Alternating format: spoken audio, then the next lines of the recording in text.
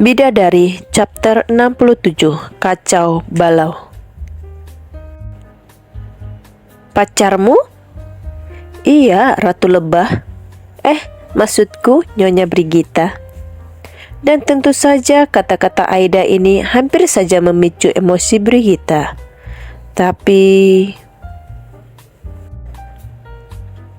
kalau kalian masih mau berantem, lanjutin aja. Tapi saya permisi dulu ya. Gak enak sama Mas Waluyo kalau dia menunggu kelamaan. Soalnya di pabrik itu kan jamnya sip-sipan istirahatnya.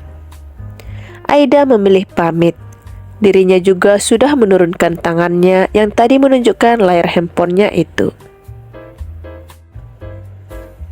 Tanpa Aida sadari, seseorang tadi memperhatikan tangan kanannya sebelum dia pergi beranjak. Dia sudah punya pacar. Apa kamu tahu itu? Tanya yang membuat Reiko hanya menggelengkan kepalanya. Itu bukan urusanku, ucap Reiko kemudian dengan perasaan gamang di hatinya. Benarkah dia sudah punya pacar? Reiko malah berbisik-bisik begini di hatinya.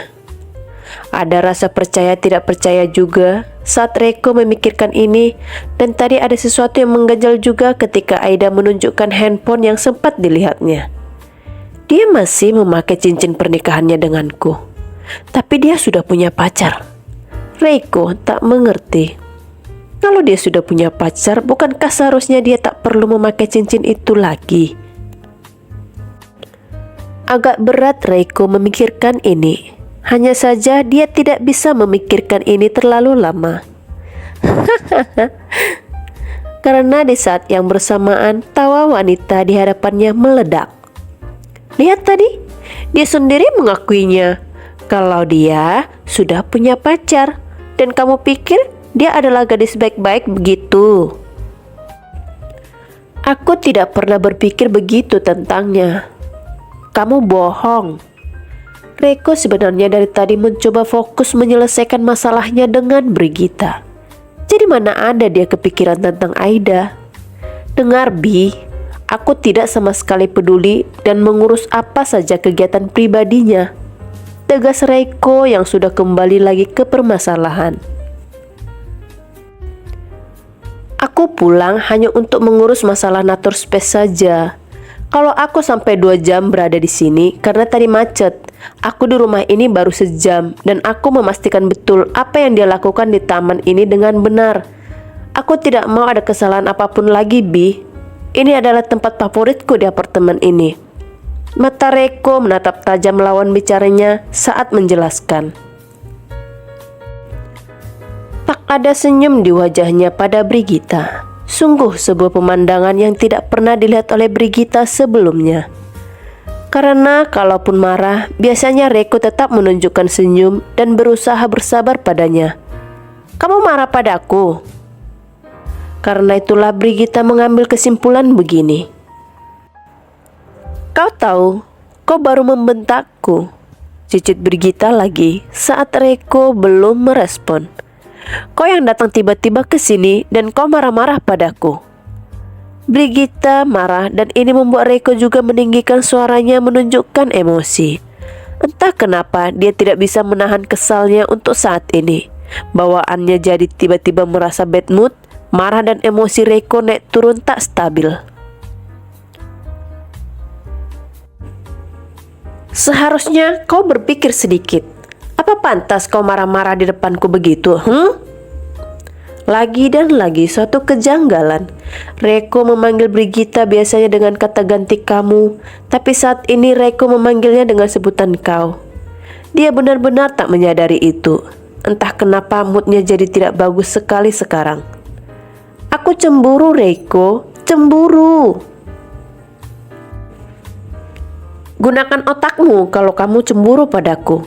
Pikir sedikit, aku tuh gimana? Suara Reiko meninggi lagi saat itu juga dengan jari telunjuk yang menempel di pelipis matanya. Dari awal aku sudah mengatakan padamu kalau aku tidak ada hubungan dengannya. Dan satu hal lagi yang harus kau ingat Brigita. Kali ini Reiko mempoinkan jari telunjuknya pada Brigita. Lihat bagaimana dia tak memanggil dengan panggilan sayangnya untuk Brigita. 1,5 bulan dia di sini. Mana pernah aku mencoba menarik perhatian padanya? Tidak sama sekali. Atau perlu aku menunjukkan padamu semua bukti CCTV di sini? Gertakan Sambel. Entah apa jadinya kalau Brigita tadi mengangguk mau melihat CCTV. Reiko memang tidak memberikan akses CCTV pada orang lain karena Brigita bukanlah pemilik apartemennya. Jadi memang Brigita tidak tahu masalah akses ke laptop Reiko. Hanya Reiko sendiri yang punya akses itu.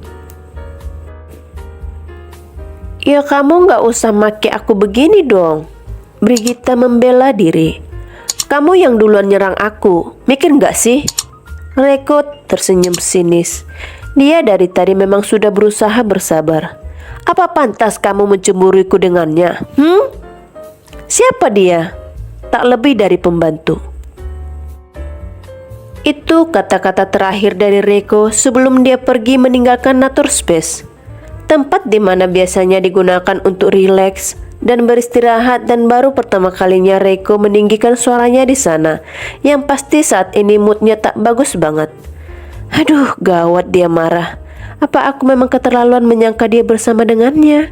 Padahal dia sudah bilang padaku dia tidak ada hubungan apapun dengannya. Duh, bisik hati Brigita. Dan sekarang dia khawatir karena Reiko sedang berjalan menuju ke arah pintu keluar. Pikiran Brigita pun jadi makin kacau karena aku belum membicarakan apa yang tadi dibicarakan oleh Sandra. Ya ampun, kenapa aku kepancing emosi? Padahal aku ingin mencoba berbicara dengannya baik-baik, dan Sandra menyuruhku membujuknya. Brigita ingat sesuatu yang penting. Kedatangan Brigita ke kantor Reiko tak lain ingin membicarakan saran yang diberikan sahabatnya Sandra. Nah, kalau sudah Reiko marah padanya begini, apa yang akan terjadi padanya nanti? Sayang, maafkan aku. Reiko sudah memegang handle pintu dan dia baru mau keluar apartemennya. Tapi sesaat setelah Brigita merenungi perbuatannya, dia memang sudah berlari mengejar Reiko, dan dari belakang Brigita memeluk punggung pria itu sangat erat sekali. Aku benar-benar minta maaf. Aku benar-benar cemburu, sayang. Lirih Brigita bicara. Kamu bisa bayangin seseorang melihat kekasihnya berdua dengan wanita yang sudah berstatus istrinya. Sedangkan aku siapa? Kini Brigita melepaskan tangannya dari pinggang Reiko dan berjalan setengah putaran sehingga posisinya berada di hadapan Reiko. Aku, ucapnya sambil menatap netra Reiko. Aku ini hanya wanita yang jadi pihak ketiga di antara kalian. Ini menyakitkan untukku. Aku depresi, Reiko. Air mata Brigita pun keluar, dan saat ini dia membuka tasnya. Reiko sendiri belum merespon apapun dari ucapannya itu. Tapi, lihat obat-obatan ini. Aku tidak pernah bilang padamu kan? Aku mulai minum obat penenang sejak kalian menikah. Apa-apaan kamu ini? Siapa yang menyuruhmu minum pil antidepresi begini, Bi? Jelas saja Reiko langsung merespon panik. Sungguh dia tak menyangka kekasihnya mendapatkan tekanan sampai sebesar itu. Dan bisa didengar jelas kalau Reiko sudah tidak menyebut Brigita dengan sebutan kau lagi. Dia bahkan menyebut Brigita dengan panggilan kesayangannya lagi. Reiko malah merasa bersalah. Hatinya melembut. Keadaan ini menyakitkan untuk perasaannya dan membuat dirinya tak lagi ingin mengumbar emosinya. Karena aku depresi. Apalagi Brigita menambahkan ini sebagai jawaban pertanyaan Reiko. Aku mencoba tenang dan aku mencoba tak cemburu seperti yang kamu sarankan. Tapi aku gak bisa. Seru Brigita dengan linangan air mata makin deras hingga dia terisak. Tetap saja ini menghantuiku. Kamu menikah dengan wanita lain. Meski aku tahu kamu mencintaiku, tapi tetap saja ini mengganjal. Sebuah jawaban yang membuat Reiko menggerakkan tangannya menghapus air mata Brigita, namun ditepis oleh garis itu. Pikiranku kacau. Brigita menambahkan bumbu untuk dramanya lagi. Jika kamu tiba-tiba jatuh cinta padanya, bagaimana dengan nasibku? Jika kamu akhirnya memilih dia, lalu bagaimana dengan hubungan kita? Aku mencintaimu, dan aku benar-benar takut kehilanganmu, Reiko. Bi, tenangkan dirimu. Aku tidak seperti itu. Tak peduli, Reiko mendekap wanita itu erat-erat. Akhirnya dia cair juga emosinya. Lega hati Brigita saat berbisik begitu. Karena memang Brigita tak mau membuat Reiko marah. Ada sesuatu yang harus mereka bicarakan, bukan? Aku benar-benar khawatir. Aku benar-benar panik, cemas. Aku tidak tahu bagaimana aku harus menjelaskan semua ini. Aku takut kehilanganmu. Dalam dekapan Reiko, Brigita masih berusaha menunjukkan kekhawatirannya. Sudah, jangan banyak bicara dulu, Bi. Tenangkan dirimu dulu ya. Reiko lalu merangkul tubuh kekasihnya menuju ke arah dapur. Dia mendudukkan Brigita di pantry. Sebelum Reiko buru-buru masuk ke dapur, minum dulu ini untuk mengambil air. Reiko sudah menyodorkan air putih di gelas, namun mata Brigita mengarah pada cangkir yang ada di meja itu sambil dia bicara. Dia sempat membuatkanmu teh panas.